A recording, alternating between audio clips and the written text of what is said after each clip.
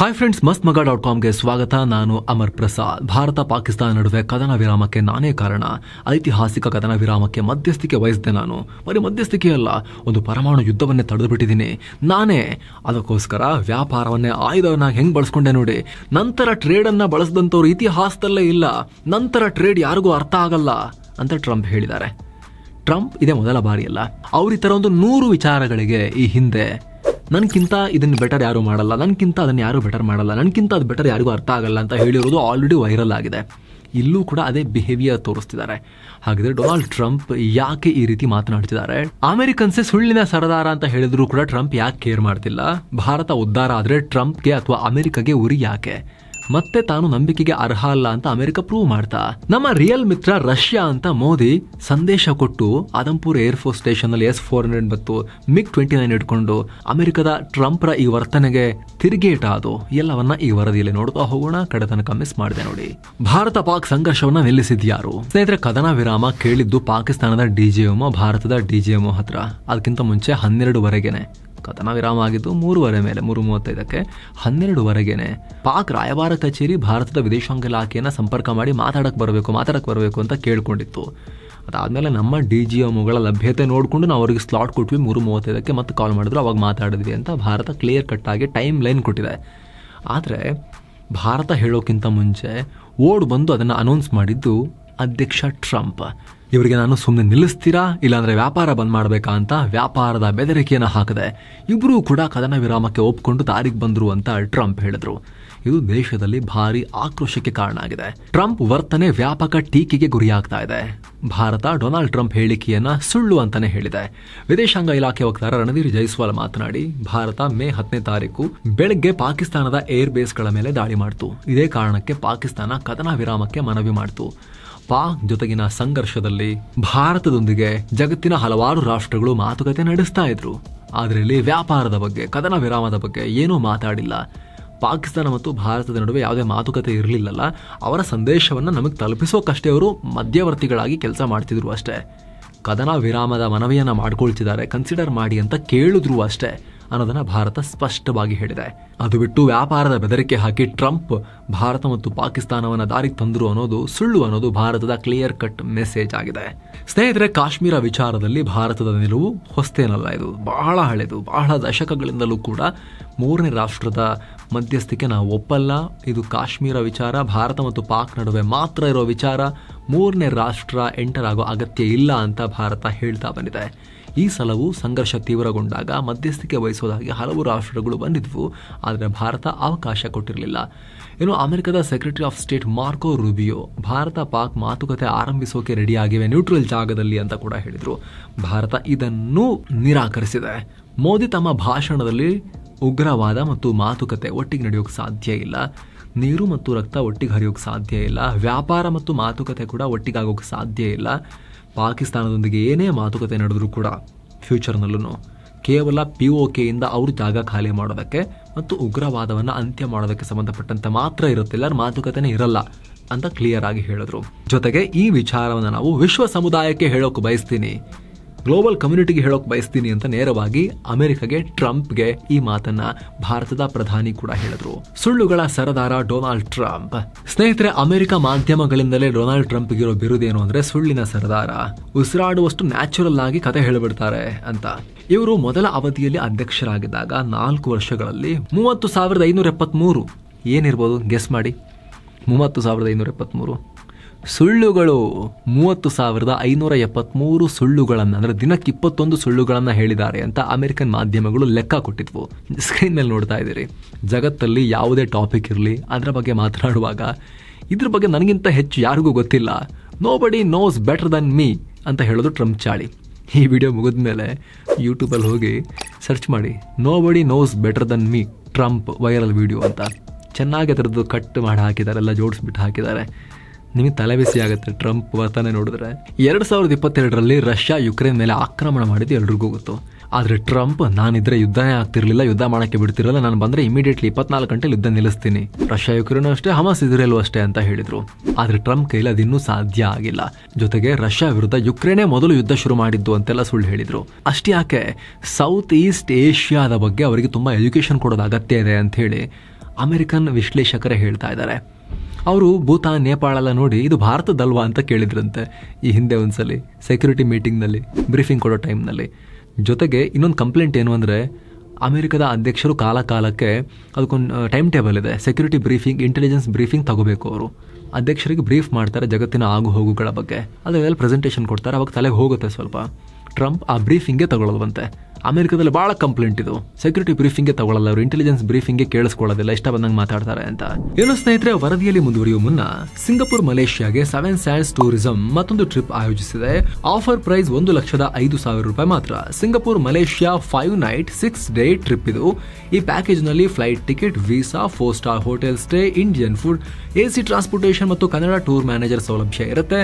ಎಲ್ಲೆಲ್ಲಿ ಹೋಗೋದಿರುತ್ತೆ ಅಂತ ನೋಡಿದ್ರೆ Universal Studios, Night Safari, Gardens by the Bay, Cloud Forest, Sentosa Island cable car, Singapore city tour, Kuala city tour, Genting Highland with Batu Caves, Petronas Twin Tower ಎಲ್ಲ ಹೋಗೋದಿರುತ್ತೆ. ಹೊರಡೋ ದಿನ 19 June 2025. ಕೆಲವೇ ಸೀಟುಗಳು ಲಭ್ಯ. ಆಸಕ್ತರು ಈ ನಂಬರ್ಗೆ ಕಾಲ್ ಮಾಡಿ ನಿಮ್ಮ ಸೀಟನ್ನ ಈಗಲೇ ಬುಕ್ ಮಾಡಬಹುದು. ಬನ್ನಿ ಈಗ ವರದಿಯಲ್ಲಿ ಮುಂದುವರಿಯೋಣ. ಕಾಶ್ಮೀರ ವಿಚಾರದಲ್ಲಿ ಆಪರೇಷನ್ ಸಿಂಧೂರ್ ವೇಳೆ ಭಾರತ ಪಾಕಿಸ್ತಾನ ನಡುವೆ ಇರೋ ಕಾಶ್ಮೀರ ವಿಚಾರ 1000 ವರ್ಷ ಹಳೆದು ಅಂತ ಒಂದ್ಸಲ ಹೇಳಿದ್ರು, 1500 ವರ್ಷ ಹಳೆದು ಅಂತ ಇನ್ನೊಂದ್ಸಲ ಹೇಳಿದ್ರು. ಏನ್ ಮಾತಾಡ್ತಾರಂತಾನೆ ಗೊತ್ತಿಲ್ಲ.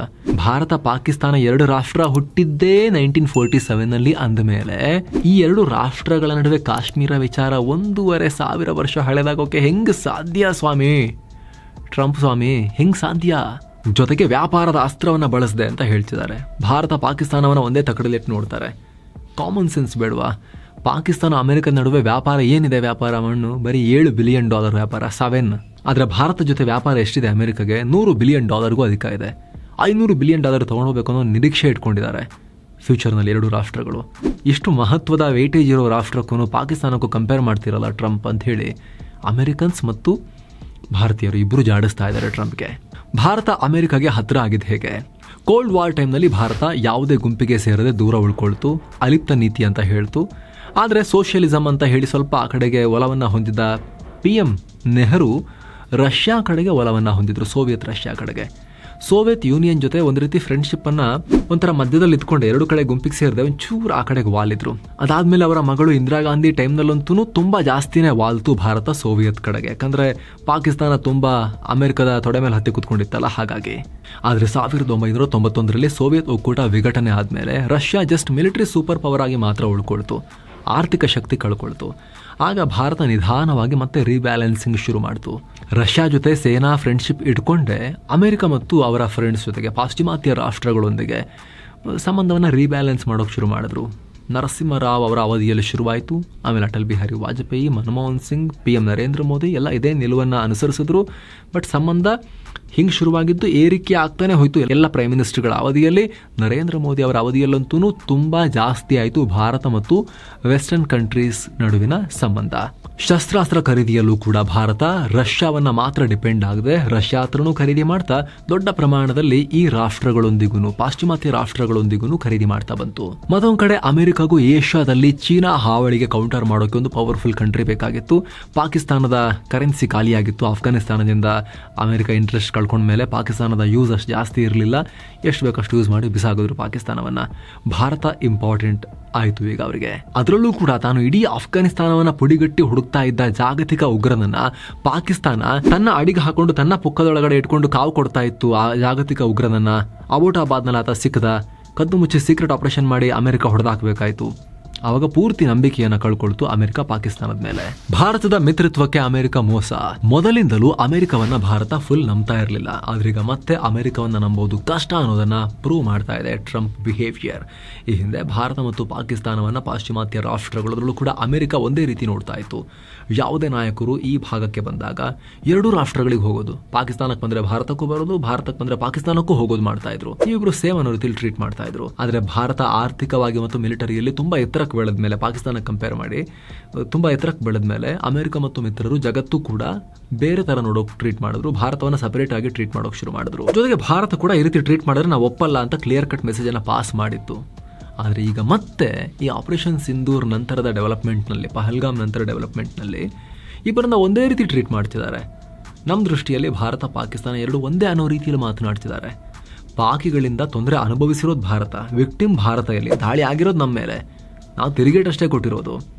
ಆದರೆ ದಾಳಿಕೋರನನ್ನು ಮತ್ತು ವಿಕ್ಟಿಮನ್ನು ಒಂದೇ ಥರ ನೋಡ್ತಿದ್ದಾರೆ ಅವರು ಅಮೆರಿಕನ್ಸ್. ಅದು ಕೂಡ ಹಿಡಿಸ್ತಾ ಇಲ್ಲ ಭಾರತಕ್ಕೆ.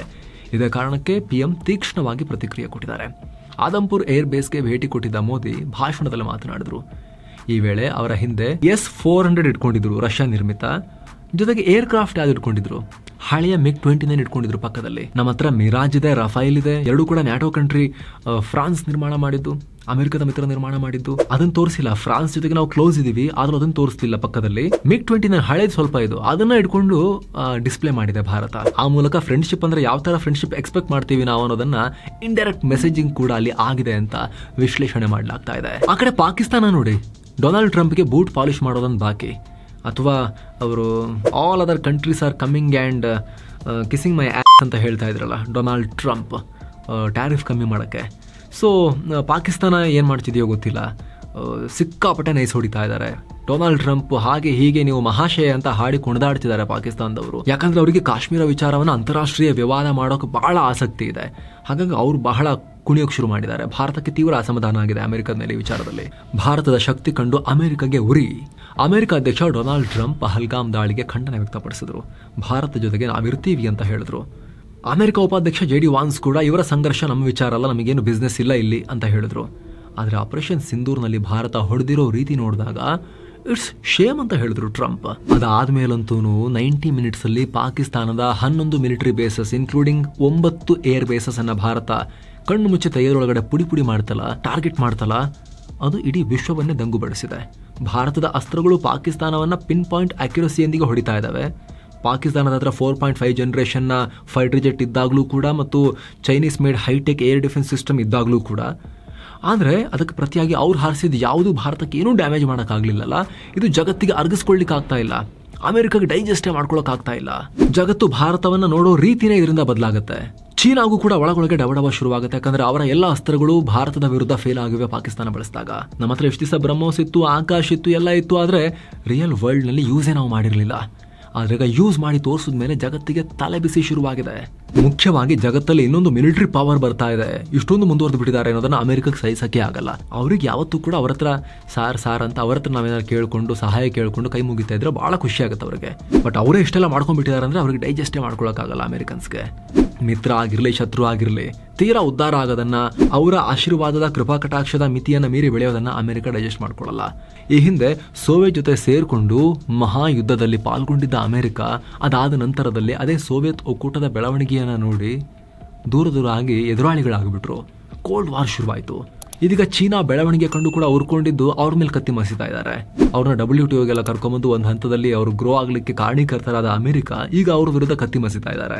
ಈಗ ಸಡನ್ ಆಗಿ ಭಾರತ ತೋರಿದ ಈ ವಿರಾಟ ದರ್ಶನ ಇದೆಯಲ್ಲ, ಅಮೆರಿಕಾಗೆ ಬಹಳ ಸಂಕಟ ಕಾರಣ ಆಗಿದೆ, ಹೊಟ್ಟೆ ಉರಿಯೋಕ್ ಕಾರಣ ಆಗಿದೆ. ಇದ್ರ ಬಗ್ಗೆ ನಿಮ್ಮ ಒಪಿನಿಯನ್ ಏನು ಕಾಮೆಂಟ್ ಮಾಡಿ ತಿಳಿಸಿ. ಮತ್ತೆ ಭೇಟಿ ಆಗ್ತಿರೋಣ. ನಮಸ್ತೆ.